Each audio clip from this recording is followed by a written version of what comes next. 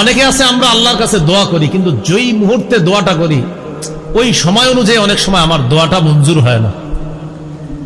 আল্লাহর কাছে আপনি দোয়া করে বললেন, আল্লাহ আগামী মাসের 1 তারিখে আমার একটা চাকরির ইন্টারভিউ আছে, আমার ইন্টারভিউটা যেন সহজ হয়, আমি যেন চাকরিটা পেয়ে যাই, আল্লাহ আমার চাকরিটা খুব দরকার, এটা আল্লাহকে আপনি বললেন।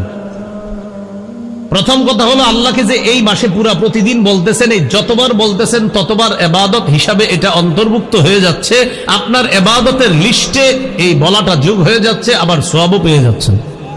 এটা প্রথম কথা। দ্বিতীয় কথা, আগামী মাসের 1 তারিখে ইন্টারভিউ দিয়েছেন, চাকরি হয়নি, ইন্টারভিউ ভালো হয়নি। এখন আপনি ইমাম সাহেবরা এসে ধরছেন, হুজুর এতবার কইলাম কইল না। এই জন্য মনে রাখবেন, বলেন আজকে থেকে যত দোয়া করব, সবাই বলেন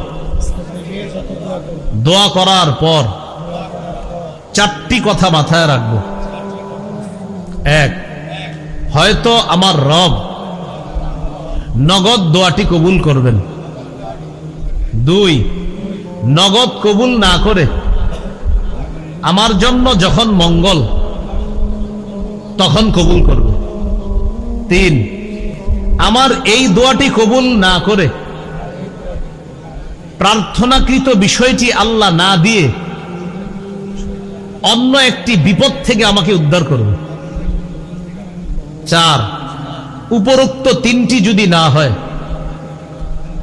আখিরাতে নিশ্চিত এই কবুল না করা দোয়ার প্রতিদান আল্লাহ দিয়ে দিবে। কয় কথা মাথায় রাখা? 4 কথা। জান্নাতে অনেক ব্যক্তির মর্যাদা বাড়বে, ওই ব্যক্তি বলবে, আল্লাহ আমার এত মর্যাদা বাড়তেছে,